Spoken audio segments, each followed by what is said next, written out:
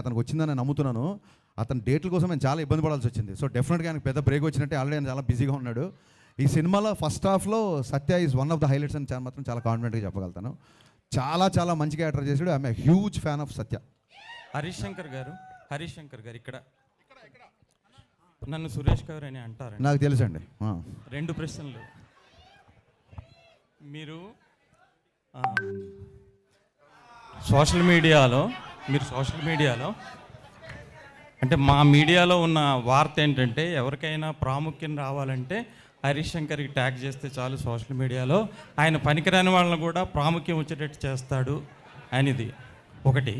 రెండో ప్రశ్న, వేదికల మీద చాలా ధైర్యంగా మాట్లాడే హరీష్ శంకరు నెగిటివ్ ఏదో రాసేస్తాడని ఒక పుకార్లు రాసే వెబ్సైట్ వ్యక్తికి ఇంటర్వ్యూ నేను ముందుగా ఇస్తాను అని చెప్పి భయపడి ఇచ్చారు ఆ మీడియా వ్యక్తికి అని.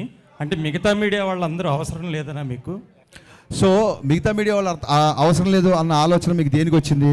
ఆ వ్యక్తికి మీరు అంత ప్రాముఖ్యం ఇచ్చా అంటే అందరినీ ఒకేలా చూడాలి కదా మీడియా అంటే. కాదండి, ఫస్ట్ ఆఫ్ ఆల్ ఎవరినన్నా ఫేమస్ అవ్వాలనుకుంటే హరీష్ని ట్యాగ్ చేస్తే చాలు అనేది మీ అభిప్రాయం, నా అభిప్రాయం కాదు. అంటే పనికిరాని వాళ్ళు అదే సార్, అది మీ అభిప్రాయం, నా అభిప్రాయం కాదు. ఓకే, సో మీ అభిప్రాయానికి నేను సమాధానం చెప్పలేను. సెకండ్ థింగ్ ఏంటి, ఎవడో ఏదో రాస్తే భయపడతారని చెప్పి మీరు ఎందుకు రాస్తున్నారు? భయపడేవాడు అసలు ట్విట్టర్లోనే ఉండడు. రేపొద్దున మీరు కనుక అతనిలాగా రాస్తే అంతకు 100 రేట్లు మిమ్మల్ని కూడా అలాగే నేను మాట్లాడతాను, అలాగే రిప్లై ఉంటుంది. అంటే అలాగే ఇంటర్వ్యూ కూడా ముందిస్తారా?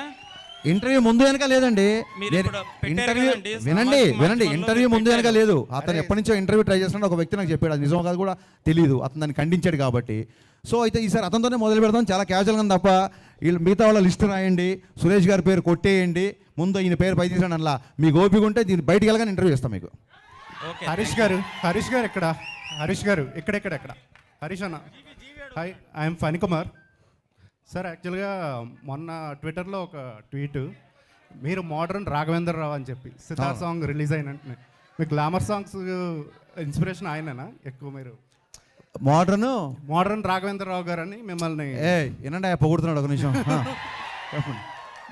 మిమ్మల్ని మోడర్న్ రాఘవేంద్ర రావు గారు అని చెప్పేసి ఒక నాకు వినిపించిందండి. మీరు 2-3 సార్లు అంటే బాగుంటుందని ఊరికి అన్నాను.